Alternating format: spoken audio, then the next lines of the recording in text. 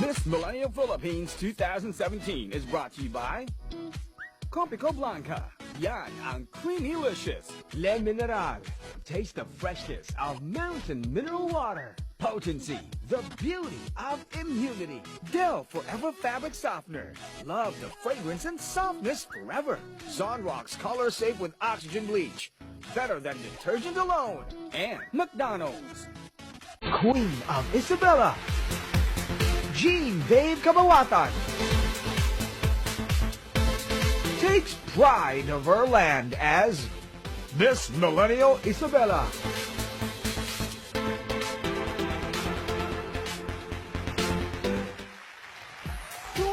Years old, AB Mass Communication graduate from University of Perpetual Health, Isabela. Queen Isabela, Miss Millennial Isabela, Genevieve Kabawatan. Hi, Genevieve! Welcome! Kamusta? Mabuting-mabuti po. Kumusta biyahe? Actually po, medyo mahaba po yung biyahe, pero sobrang sulit naman Worth po. it naman, Worth syempre. Worth it. Yung Isabela, napakalaki pala niyan talaga, no? Oo. It's 12,400 square kilometers. Wow! Kung, laki nun. If lilibutin ko yung Isabela, mga ilang araw aabutin yan?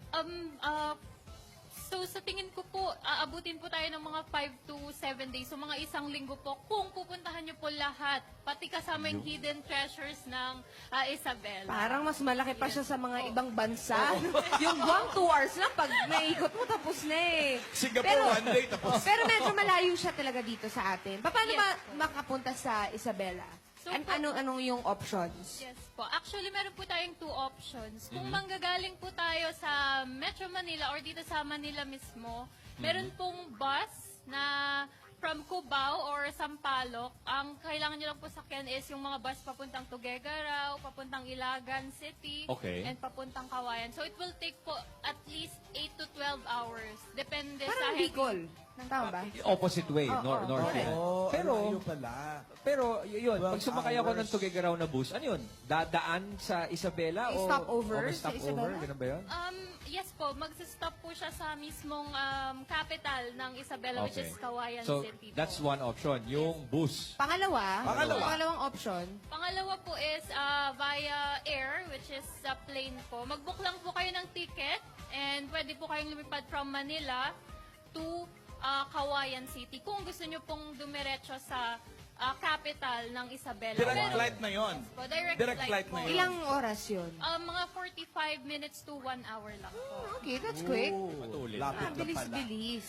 Sinabi mo kaninang hidden treasures ng Isabela. Ano-ano yung mga hidden treasures ng Isabela? So yun po, kung ang Pilipinas po is merong Miss Universe, Pia Wurtzbach na confidently beautiful with a heart. Meron din po tayong province na confidently beautiful sa ganda and with the heart po. Literal po na with the heart. Kasi po, ang Isabela po meron pong 4 na coastal towns na makikita nyo po ang white sand beaches in doon. So in Palanan po, Dikotkotan Beach. Kotkotan? Dikotkotan Dikotkotan Beach po in Beach. Palanan, Isabela. So meron po yung shore po niya is purong white and white sand po talaga and it stretches 3 kilometers po. Okay. Tapos yung sinasabi ko pong literal na heart is yung aming honeymoon island, which is Honeymoon a heart, Island? Yes po, a heart-shaped island. Ay, Nakikita wow. sa Divilacan, Isabela. So yun Oh, po. ano? Ay, oo nga. Ay, pati yung sand niya sa paligid. Palakpakan na may kasamang sigawan yan. Kaya pala sabi niya literal. Literal. Na with a heart. So, Tapos, Jenny Babe, may narinig pa nga ako na meron kayong isang beach, may mga beaches kayo na talagang virgin pa.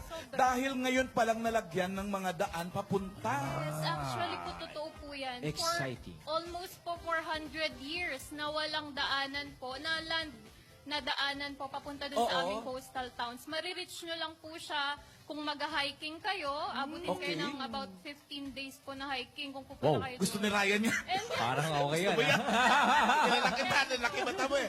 Pero ngayon, may way na. meron na pong daanan. From Ilagan po to Divilacan. Kaya So, motorsiklo? Ayan. kayang-kaya po. Kaya kayo, kung gusto nyo ng mga ganong klaseng adventure, yung mga hindi papalasak na mga destinations, yun no. Pero magandang, Virgin beaches. magandang pinagkikwentuhan, pero maganda rin makita yan. Pasikatan Oo nga. mo naman kami. Yes po. Patingin, So, patingin. yes. So, naimbagal daw kada kayo amin dabarkad. Sabay-sabay po nating panoorin ang malarinang ganda ng aking probinsya ng Isabela.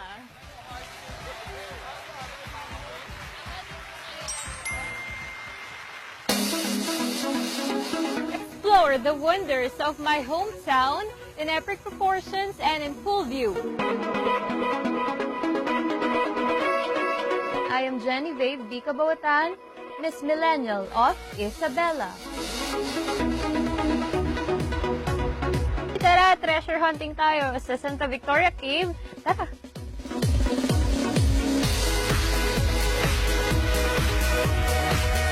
Dito daw po dati nakatago yung mga ginto.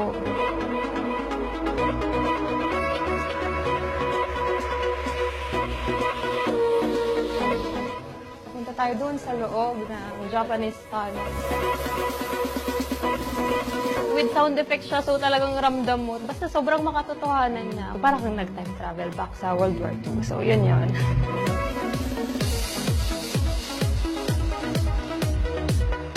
Nandito po tayo ngayon sa Tumawini, Isabela, kung saan nakikita nyo sa likod ko ang St. Matthias Church. Ngayon naman, nasa likod natin, ang pinakamatandang simbahan sa buong Isabela, ang San Pablo Church.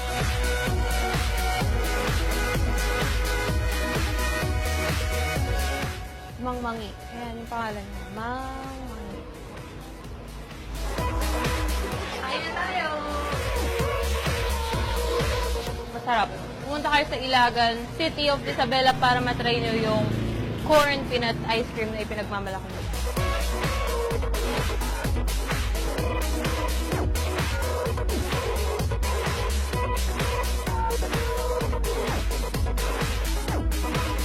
Sarap. The best pancit kabaga. Nakarating na tayo ngayon sa Ramon, Isabela, kung saan may kita ang Magat Dam. So itong Magat Dam ang nagsusupply ng electricity sa buong Isabela. Wow! Ang laki.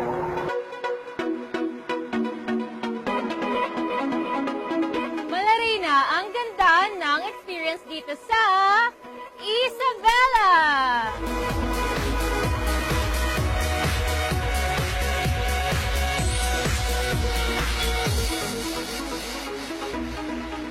Napakaganda sa Isabela. Thank you very much, Jenny Babe, for taking us around.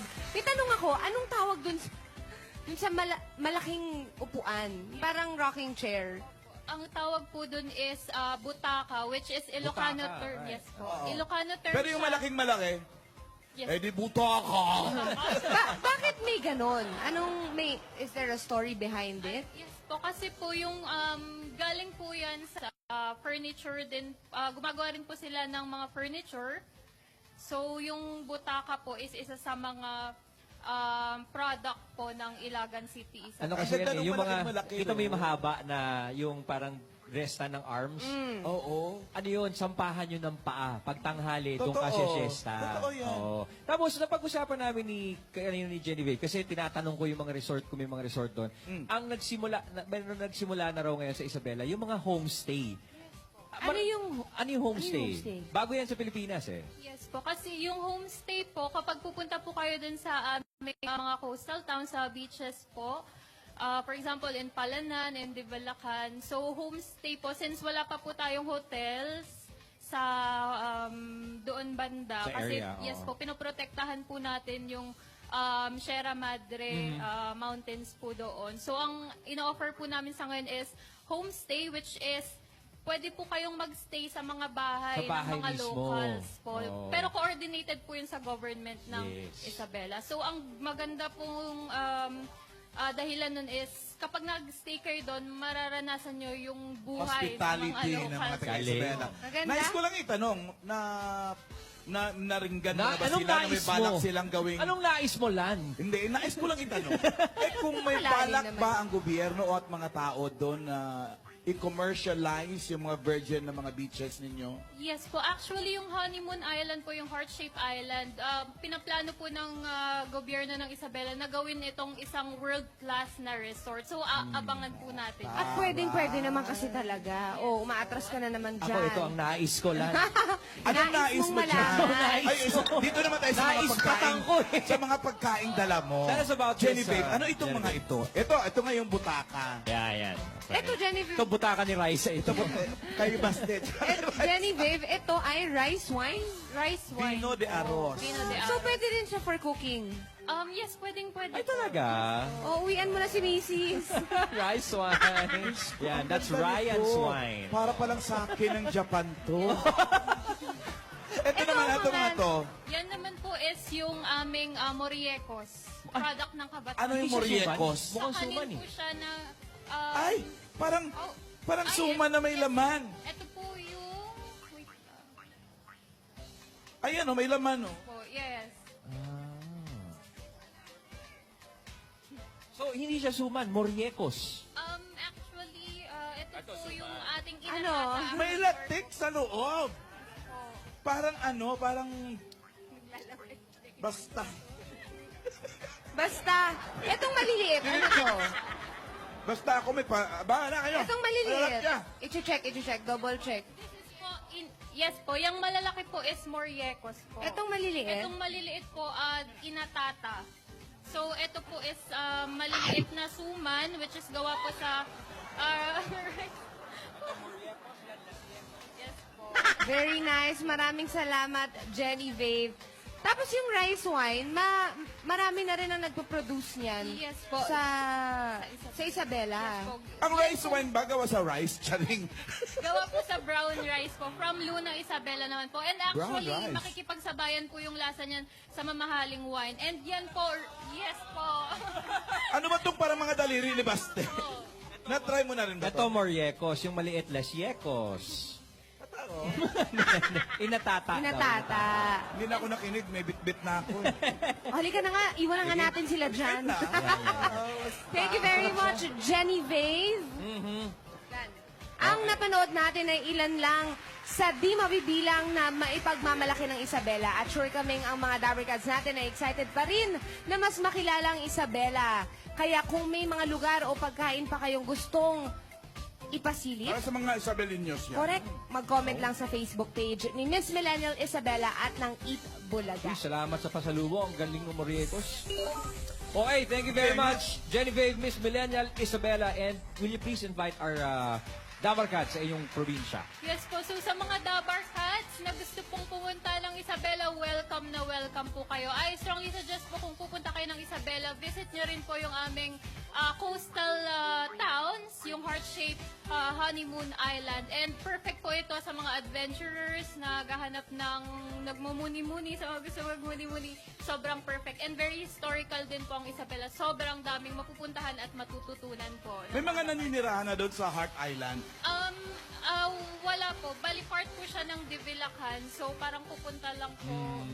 Day trip, Huwag day niyo trip patirahan. So, wag na po. So Wag. awesome. Ay, mga taga-Isabela, huwag yung tirhan ha. To know more about I-preserve nyo. To know more about Genevieve and her province, Isabela, follow her on her social media accounts. At bukas, trip to the city tayo with Miss Millennial, Caloocan City. Ang layo siguro niya. Traffic eh. Araw-araw tayo mapapawaw sa yaman.